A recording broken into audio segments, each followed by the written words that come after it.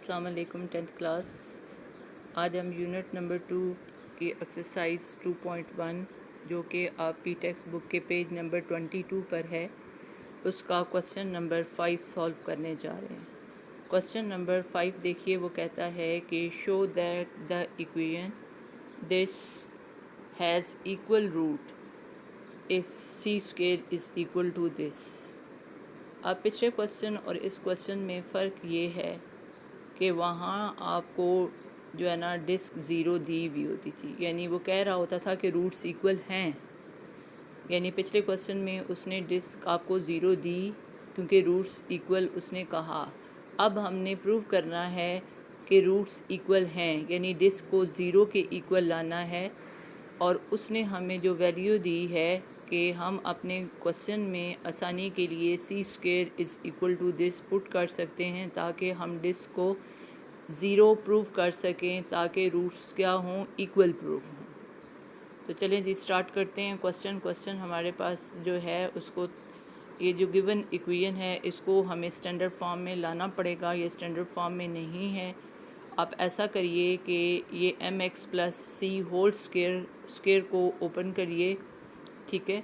तो देखें कि इस इक्वेशन को मैंने यहाँ पे नीचे सॉल्व किया है कैसे, कि एक्स स्क्वायर और फिर फर्स्ट वैल्यू का स्क्वायर, सेकंड वैल्यू का स्क्वायर और plus 2 first and second value, मतलब ये a plus b whole square के फार्मूले से मैंने इसको खोला है। ठीक हो गया जी। उसके बाद देखिए कि नेक्स्ट स्टेप में मैंने क्या किया है कि ये एक्स स्क्वायर और एक्स स्क्वायर दोनों में क्या है, कॉमन। तो मैंने उधर कॉमन लिखने की बजाय इधर कॉमन लिखा है, क्योंकि इक्वेशन में जो कोएफिशिएंट है वो हमेशा पहले और वेरिएबल बाद में लिखा जाता है। तो इसलिए मैंने जो कॉमन उधर निकालना था वो मैंने इधर लिखा। और यहाँ देखें एक्स स्क्वायर कॉमन निकला तो 1 रह गया, यहाँ एक्स स्क्वायर कॉमन निकला तो आपके पास एम स्क्वायर रह गया।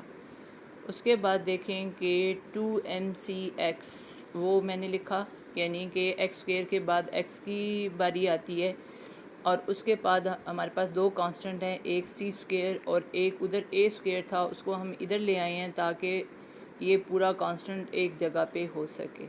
अब ये इक्वेशन आपके पास क्या है, स्टैंडर्ड फॉर्म में है, ठीक है जी।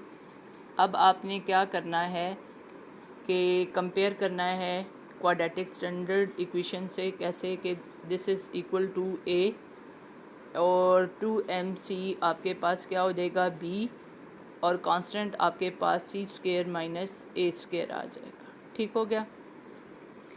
अब देखें कि डिस्क आपके पास किसके इक्वल होती है, बी स्क्वायर माइनस 4ac के इक्वल।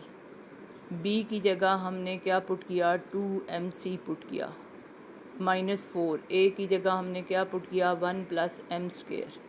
और सी की जगह सी स्क्वायर माइनस ए स्क्वायर पुट किया। अब देखें कि स्क्वायर को ओपन करें तो ये 4, ये एम स्क्वायर सी स्क्वायर हो जाएगा। उसके बाद देखें कि 4 को मैंने ऐसे ही रहने दिया है। अब सी स्क्वायर को पहले 1 से मल्टीप्लाई करें, सी स्क्वायर को फिर एम से मल्टीप्लाई करें, फिर माइनस ए स्क्वायर को 1 से मल्टीप्लाई करें और फिर माइनस ए स्क्वायर को एम स्क्वायर से मल्टीप्लाई करें। ठीक हो गया जी, ये आपके पास ऐसे आ जाएगा। अब आप इसको ऐसे ही रहने दें और 4 को अंदर मल्टीप्लाई करें। ये देखें, ईच टर्म को हमने 4 से क्या कर दिया, मल्टीप्लाई। अब देखें कि प्लस 4m स्क्वायर सी स्क्वायर और माइनस 4m स्क्वायर सी स्क्वायर दोनों क्या हो जाएंगे, कैंसिल। ठीक हो गया। अब आपके पास जो चीज़ बची है तो आप पॉजिटिव नंबर पहले लिख लें, ये 4a स्क्वायर, फिर ये, और फिर मैंने ये लिखा है। आगे पीछे लिखने से कोई फ़र्क नहीं पड़ता, आप जिसे चाहें पहले लिख लें। ठीक हो गया। अब अगले स्टेप में मैंने क्या किया है कि देखें कि ये चीज़ तो ऐसे ही रहेगी, लेकिन सी स्क्वायर को मैं रिप्लेस करने जा रही हूँ, क्योंकि ये मुझे गिवन है। Put c square is equal to a square into 1 plus m square, क्योंकि ये आपको क्वेश्चन में ये देखें गिवन है, if c square is equal to this. तो ये मैं यहाँ पे क्या करने जा रही हूँ, इस इक्वेशन में सी स्क्वायर की जगह मैंने ये पुट कर दिया। अब देखें कि 4 आपके पास ए स्क्वायर, 4 ए स्क्वायर एम स्क्वायर माइनस अब ये 4a² आ जाएगा 1 के साथ मल्टीप्लाई होके और -4a² आपके पास आ जाएगा। ये इक्वेशन देखें अब यूँ बन जाएगी ऐसे करके, ठीक है, ऐसे करके बन जाएगी। ये आप देखें कि 4a² से कैंसिल, क्योंकि ये पॉजिटिव है नेगेटिव है, ये और ये कैंसिल, तो डिस्क इज़ इक्वल टू क्या आ जाएगा 0, और यही हमने प्रूव करना था। अब हम लिखेंगे, देखें ये रूल 3 है, जो 4 रूल मैंने आपको पढ़ाए थे ना फर्स्ट टॉपिक में, आपको 4 रूल बताए थे कि डिस्क के हवाले से नेचर जानने के लिए, रूट्स की नेचर को जानने के लिए। तो उसमें थर्ड रूल क्या है कि if b² - 4ac is equal to 0, यानी डिस्क अगर 0 के इक्वल आ जाए देन द रूट्स आर क्या आ जाएगा, rational, real and equal main चीज़ है इक्वल। तो अब आप लिखेंगे so the roots are equal, यानी कि थर्ड रूल के अकॉर्डिंग वो जो हमने रूल्स पढ़े थे डिस्क के हवाले से, उसमें वो क्या कहता है कि डिस्क अगर 0 के इक्वल आ जाए तो then the roots are rational and equal. तो अब हम यहाँ रिज़ल्ट देंगे so the roots are equal, तो रूट्स आपके पास क्या आ जाएंगे, इक्वल आ जाएंगे। आई होप आपको ये क्लियर हो गया होगा, ठीक है। उसके बाद हम क्वेश्चन नंबर 7 जो है वो सॉल्व करते हैं। क्वेश्चन नंबर 7 देखिए, वो ये कहता है, ये भी आपका यूनिट नंबर 2 एक्सरसाइज नंबर 2.1 और पेज नंबर है 22 उस पे है। क्वेश्चन है 7, वो कहता है if the root of the equation, देखें कि ये इक्वेशन के रूट्स दिए हुए हैं, ठीक है। क्या कहता है, if the root of the equations are equal, के रूट्स इक्वल हैं, यानी डिस्क आप 0 ले सकते हो, ठीक है।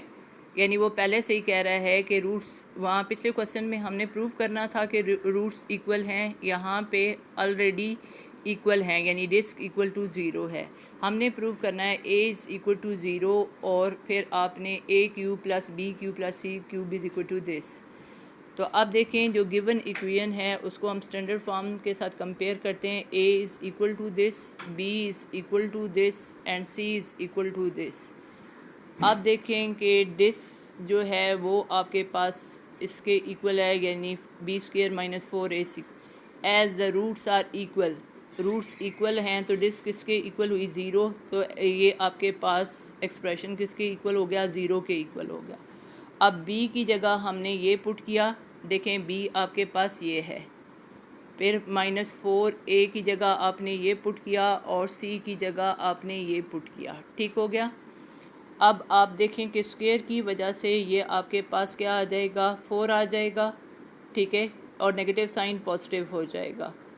और अभी आपने इसके ऊपर होल स्क्वायर लिखना है, सिर्फ आपने इसको अभी ओपन किया है, ये लिखा है आपने, अभी इसको आपने a - b होल स्क्वायर के फार्मूले से खोलना है, -4। अब आप क्या करेंगे, फ़र्स्ट वैल्यू को इसके साथ फिर इसके साथ, ठीक है, या यूँ भी फ़र्स्ट वैल्यू को इसके साथ फिर इसके साथ फिर इस सेकंड वैल्यू को इन दोनों के साथ मल्टीप्लाई करके आपके पास ये आ जाएगा, ठीक हो गया। अब आपने क्या करना है, स्क्वायर को खोलना है। फर्स्ट वैल्यू का स्क्वायर 4 हो जाएगा, सेकंड वैल्यू का स्क्वायर b² c² हो जाएगा -2 फर्स्ट एंड सेकंड वैल्यू, यानी a² + b² - 2ab के फार्मूले से मैंने इसको खोला है, ठीक है। अब आपने क्या करना है, अगले स्टेप में इस -4 को अंदर मल्टीप्लाई कर देना है, या आप 4 इनमें से क्या कर लें, कॉमन निकाल लें। तो मैंने यहाँ पे 4 क्या कर लिया है, कॉमन निकाल लिया। 4 जब मैं कॉमन निकाल लिया है तो देखें कि ये साइन अंदर के साइंस को क्या कर देगा, चेंज कर देगा। देखें ये ऐसे ही लिखा है, ये ऐसे लिखा है, लेकिन यहाँ पे ये आपके पास क्या हो जाएगा, नेगेटिव, ये क्या हो जाएगा, पॉजिटिव, ये पॉजिटिव, और ये आपके पास क्या हो जाएगा, नेगेटिव हो जाएगा। अब देखें कि b² c² पॉजिटिव है और ये क्या है, नेगेटिव, ये दोनों क्या हो जाएंगे, कैंसिल, ठीक है। उसके बाद आपके पास देखें कि डिस्क आपके पास किसके इक्वल है, 0 के इक्वल, तो ये 4 उधर जाके डिवाइड हो जाएगा, तो 0 divided by 4 is equal to क्या आ जाएगा, 0 आ जाएगा। उसके बाद a⁴ और उसके बाद आपने इसको अरेंज करना है, ab³ आ जाएगा + ac³ आ जाएगा। पहले a⁴ फिर बी क्यूब, फिर सी क्यूब, ये आगे पीछे लिखे हुए हैं, जैसे ए बी क्यूब और ए सी क्यूब, ये आप पहले ले आइए, ठीक है। लिखने के बाद उसके बाद देखिए कि ये आपके पास यहाँ पे ये 2 है और ये आपके पास 1 है, तो कितना बनेगा 3। ये 2 और ये 1 कितना हो जाएगा आपके पास 3। अब आप गौर करें कि इस पूरी इक्वेशन में आपके पास ए क्या है, कॉमन निकाला जा सकता है। ए की कम पावर क्या है 1, तो ए आपने कॉमन निकाल लिया। ए यहाँ से कॉमन निकला तो आपके पास आ जाएगा ये, ठीक है, ए क्यूब, उसके बाद बी क्यूब, फिर सी क्यूब, और यहाँ से एक ए कॉमन निकल गया। तो ये अब आपके पास ये 2 फैक्टर्स बन गए। देखें ये 2 फैक्टर्स बन गए। अब आपने इन दोनों को ज़ीरो के इक्वल लेना है। A is equal to zero और ये फैक्टर भी किसके इक्वल हो गया, ज़ीरो के इक्वल हो गया।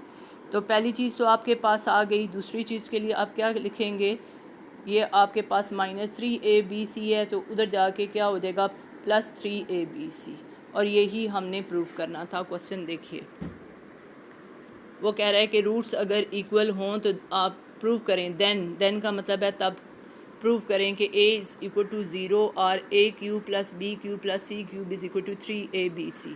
तो ये हमने प्रूव कर दिया।